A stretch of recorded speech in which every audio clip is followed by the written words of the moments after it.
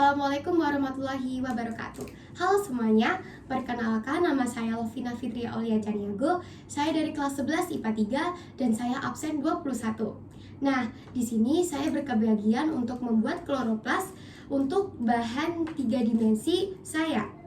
Untuk alat dan bahan yang saya gunakan yaitu seperti gunting, double tip, solatip, ada clay, ada juga kertas, buffalo, ada juga styrofoam datar, styrofoam tabung, dan styrofoam bulat. Untuk nominal yang saya habiskan untuk membuat kloroplas 3 dimensi ini yaitu sebesar 50.000. Dan untuk pengerjaan saya membutuhkan waktu kurang lebih 2 hari untuk membuat kloroplas 3 dimensi ini. Nah, di sini saya akan menjelaskan tentang pengertian dari kloroplas, ciri-ciri dari kloroplas, fungsi dari kloroplas, dan struktur dari kloroplas.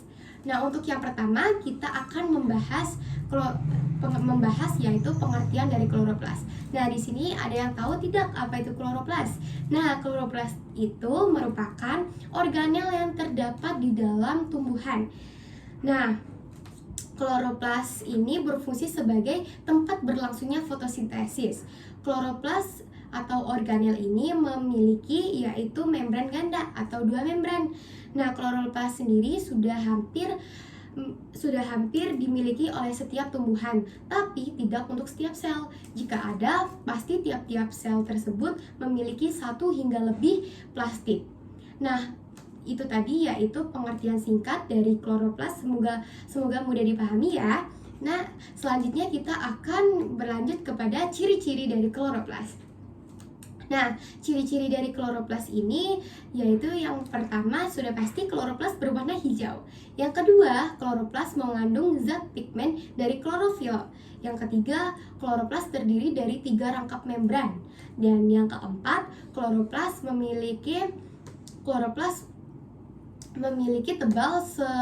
tebal yaitu 1 hingga 2 mikrometer. Dan yang kelima, kloroplas berbentuk bulat atau lonjong. Dan yang keenam, kloroplas memiliki diameter 2 hingga 7 mikrometer. Nah, itu tadi yaitu ciri-ciri dari kloroplas. Semoga kamu juga dapat mengerti ya. Jadi, kita akan lanjut ke fungsi dari kloroplas.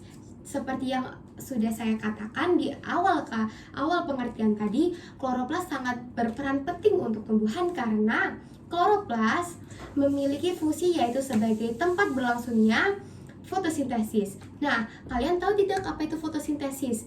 Nah, fotosintesis itu merupakan proses pembuatan makanan yang dilakukan oleh tumbuhan.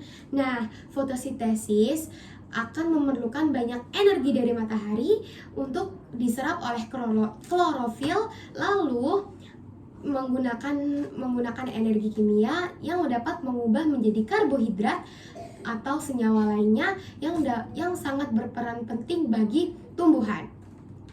Jadi, sudah tahu kan mengapa kloroplas sangat berperan penting bagi tumbuhan?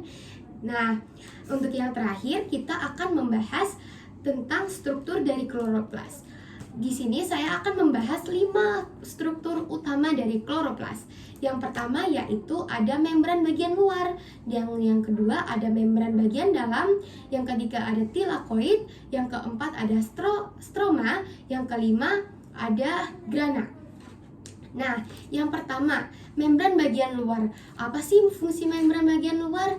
Nah, fungsi membran bagian luar yaitu berfungsi sebagai mengatur keluar masuknya zat padat atau cair di dalam organel itu sendiri. Nah, yang kedua yaitu membran bagian dalam. Nah, membran bagian dalam ini sering juga disebut dengan membran utama. Nah, membran bagian dalam ini berfungsi sebagai membatasi antara stroma dan sitosol. Nah, yang ketiga yaitu ada tilakoid. Tilakoid ini yaitu bagian dari membran dalam. Nah, tilakoid ini berfungsi sebagai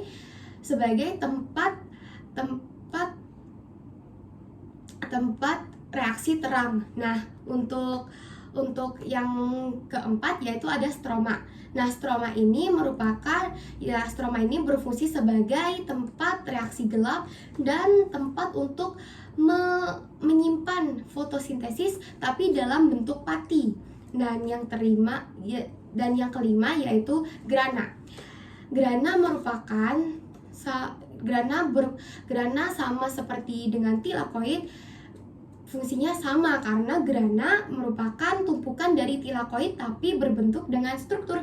Jadi grana dan tilakoid memiliki fungsi yang sama, yaitu sebagai tempat reaksi terang.